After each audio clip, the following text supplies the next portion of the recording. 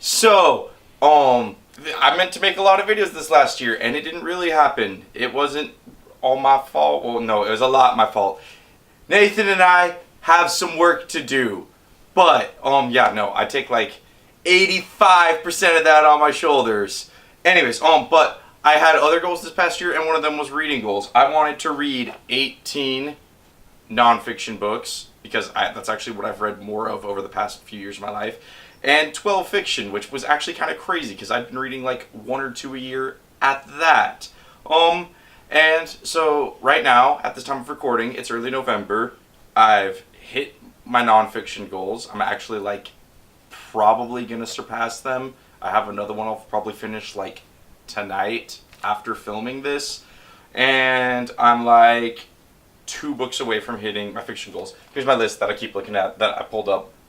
We're gonna go through this. I might hit my fiction goals for the year. I have a month and a half to read like a book and a half if I don't get distracted by more nonfiction, because that's kind of what happens. I'm not fiction starved. I've also done the math that since like April, I've read like 150 comic books, and I've watched some TV. I'm not fiction starved, but yeah, I wanted to read novels again, and I was doing that year. But this video, I just wanted to really quickly go through the 18 nonfiction books I've read so far this year. Ooh. That, yeah, writing them down makes goals real. That's, something that lots of people tell you. Imagine that!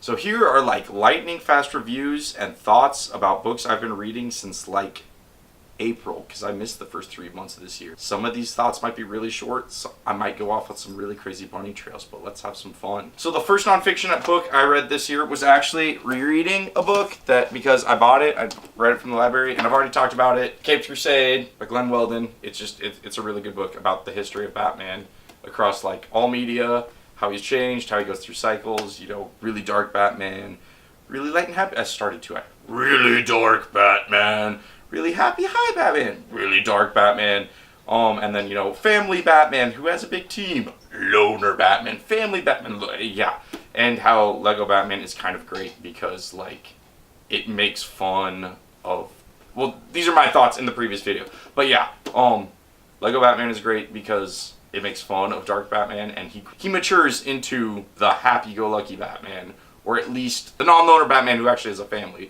which I think is really neat. But yeah, this is a great book. I was rereading it. I will probably reread it again at sometime in the future. The second nonfiction book I read this year is Why Buddhism is True. I think his name is Robert Wright. Yeah, he's an evolutionary biologist. I liked the book.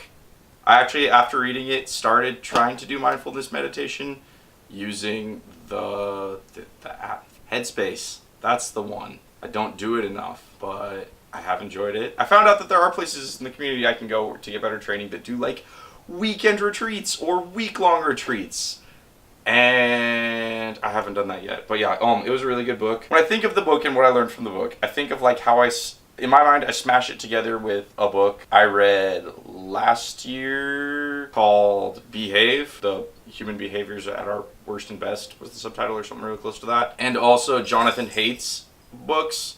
And like Jonathan Haidt uses this metaphor of like the conscious brain and the emotional brain of like, it's an elephant rider, and the elephant is doing most of the work, and the rider can't really direct the elephant, but he can kind of nudge the elephant. And that's like, the smart part of your brain, which if you want to get really fancy it's your prefrontal cortex. There's even a fancier like subpart that is like uses all of the energy, so when you're exhausted and like when you're sleepy or just food deprived and hungry, like that part of your brain doesn't work. But anyways, but like reading Why Buddhism is True, like my new model for like the smart part of your brain versus all of your emotions and feelings and sensations, is it's like this supercomputer that a bunch of scientists go to, and they bring their problems to the computer and figure out what's the best way to solve our problems. And then the computer says, do this, and the scientists go and do it. And so like the scientists, which in the metaphor would be our emotions, like are actually doing all the work.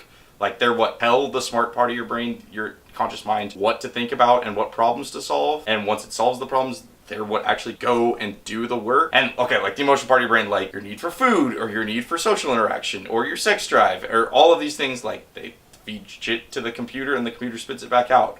But ultimately, the computer is not in charge and does not actually take action. It just solves problems for the scientists who then actually do the work. That's how I think about emotions versus the rational part of your brain. Moving on! I also read a book called Tribe. It was really short. It was suggested by C.G.P. Gray. It's in alphabetical order. I finally figured that out today. Hi Gus, love you!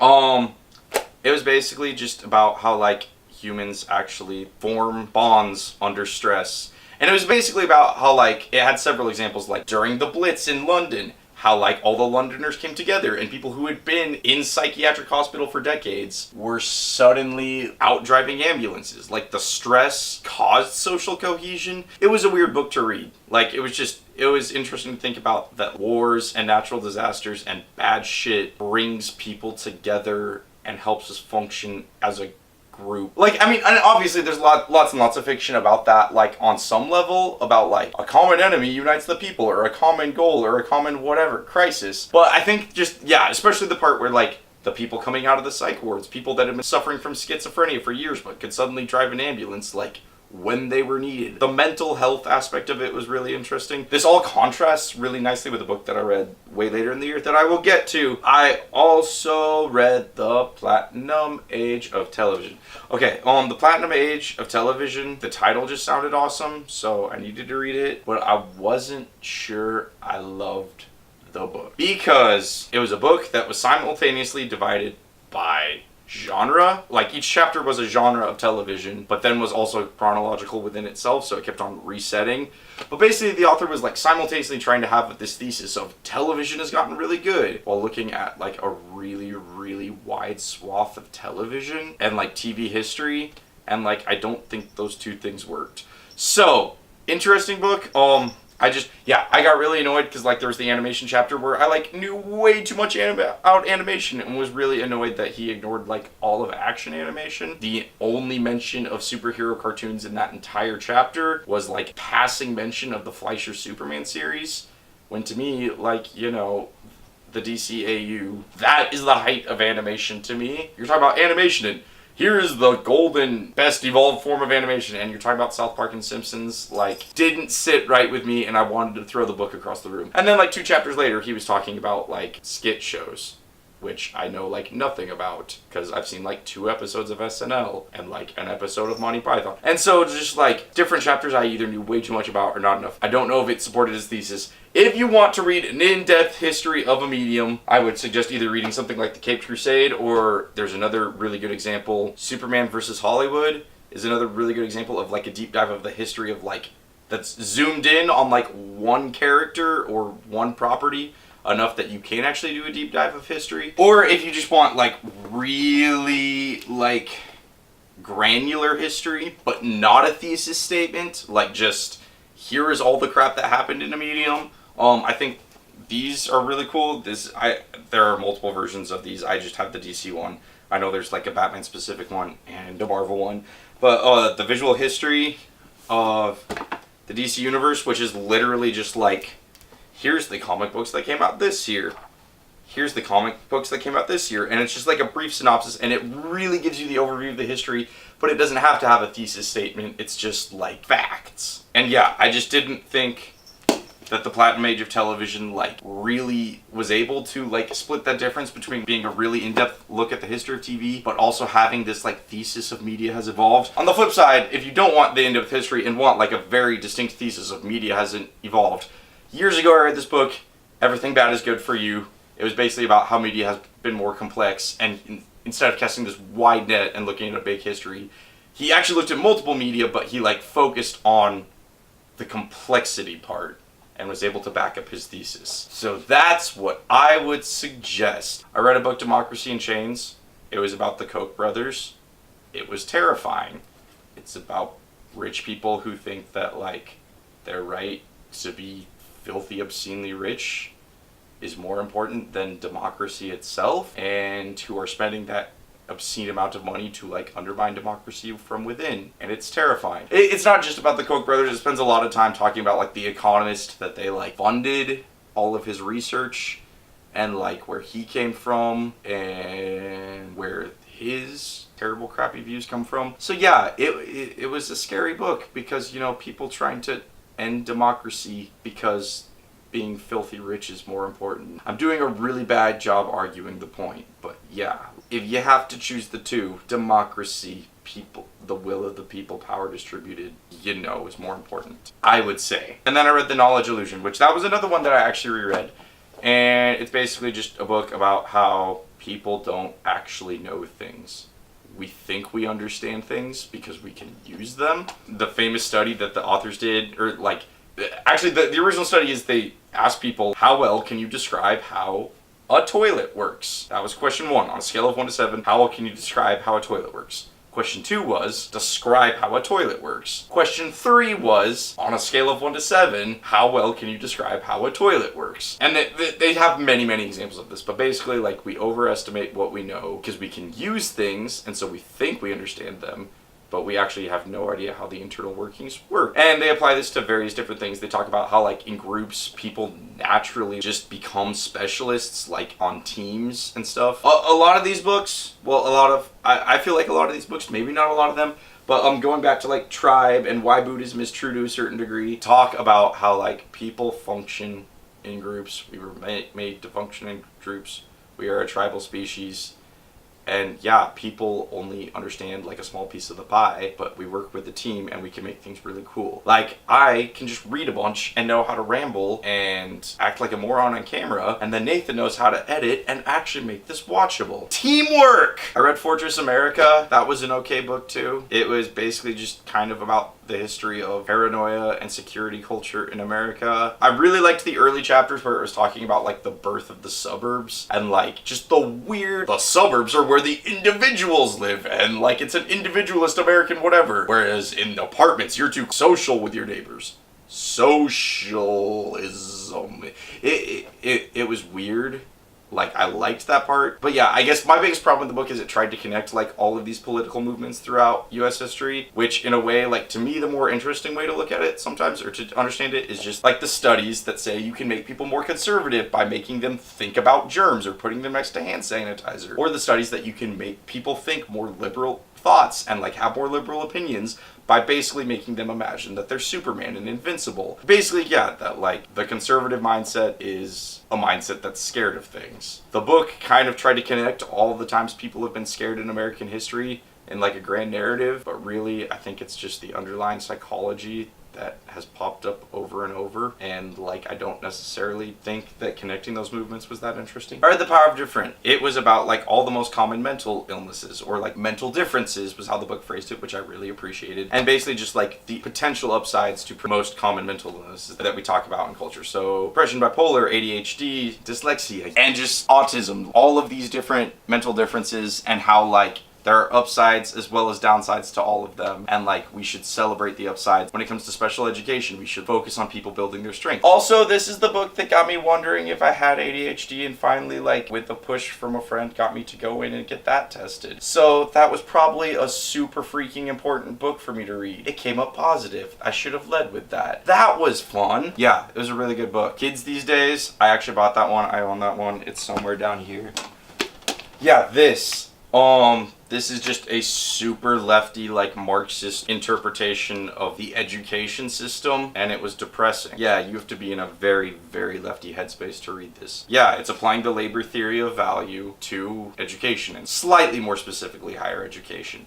And just how, like, not only do employers extract the value from workers do in the factories or at the job, but, you know, from the work we do educating ourselves and preparing ourselves. And we're taught to look at it as an investment in ourselves, developing ourselves as better workers for a job where we don't actually get the benefits of that, and we're still just making money for someone else. It was an intense read.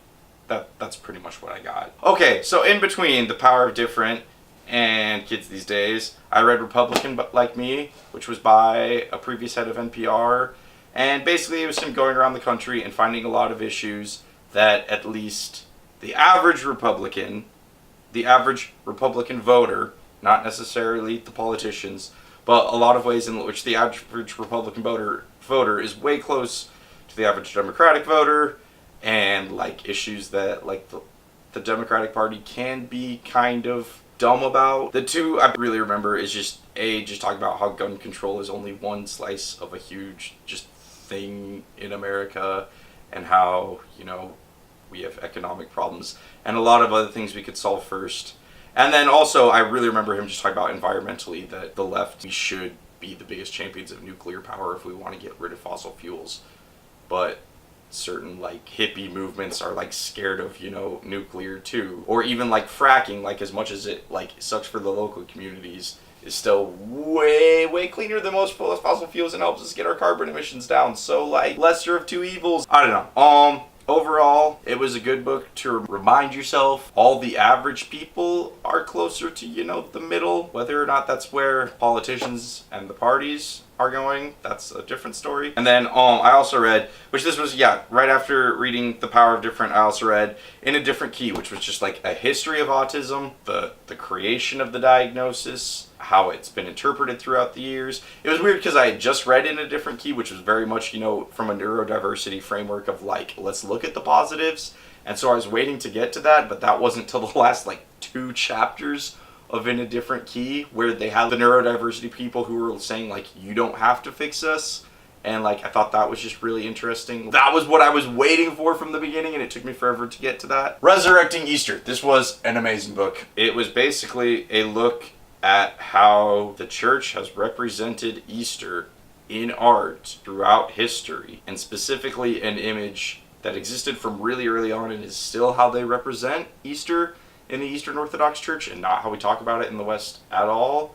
And that like all of their Easter imagery is about Christ being resurrected and then leading out everyone else behind him. Like, it's almost always Christ leaving the grave with Adam and Eve behind him, and binding Hades, like the Greek god Hades, behind him.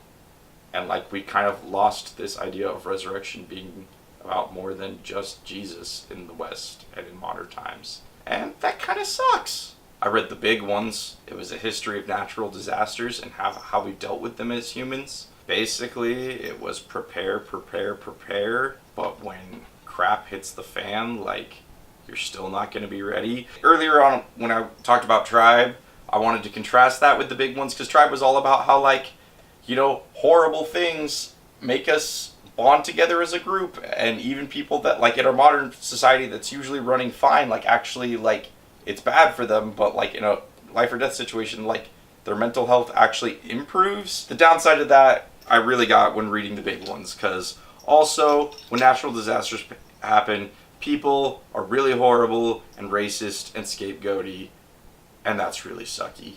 That like big earthquakes in Japan caused people to be really crappy to the Koreans that were living there, and then the Mississippi go over the levees. People would just kind of leave the African Americans behind, which was, you know, horrendous. I don't know. It was good to contrast with Tribe, that like horrible situations can make us bond together and work together. Sort of. They can also make us still crappier to each other. Okay, so these next 2 books I really want to talk about together. So I read Honeybee Democracy and Show Me the Evidence. And like, it wasn't until I was 2/3 of the way through Show Me the Evidence that like my brain was like, holy crap, these are the same thing. But it was really cool. Honeybee Democracy was this book about how new honeybee colonies choose a place to put their hive.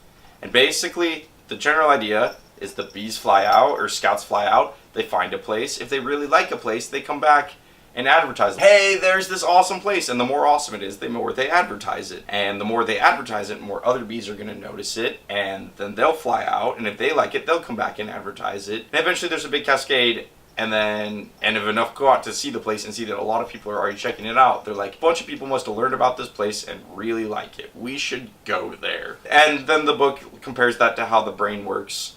And the guy has actually done research, which actually would probably be better for this analogy, but he's done research on how they, like, split up the swarm to like get nectar from different flowers, and how they go use their time effectively as a swarm. So right after I read that, I read Show Me the Evidence, which is about a bunch of Obama era initiatives where they wanted social policy that worked. It was a bunch of grants that they would only give to programs that had research behind them. They would give bigger grants to better research. But part of getting this grant was not only could you expand and re-implement this program in new places, but you had to do more research. And it was just supposed to be this cycle where like well-researched stuff got built more, but got researched more.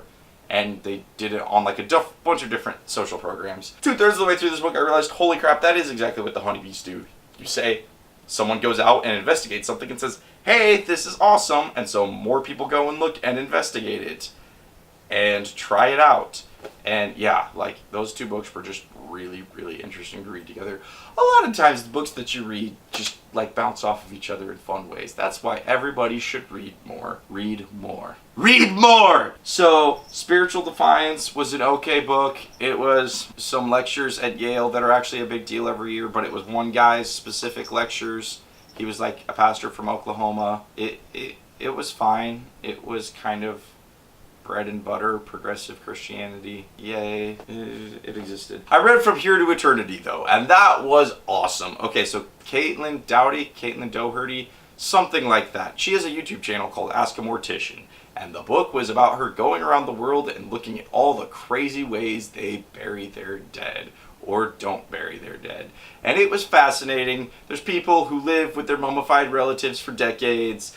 There's Buddhist monks who feed people to the vultures till there is nothing left. There's research being done in the United States where we can mulch people and then you can be regrown into a garden. Places in Japan where like the urns light up and do a light show like the freaking Disney castles. It was a cool book. I just subscribed to her YouTube channel like 2 days ago. I have not actually watched any of the videos, but like, go read the book. I'm going to go check her out. Probably y'all should too. Finally, my 18th nonfiction book I have read so far this year was called Soonish.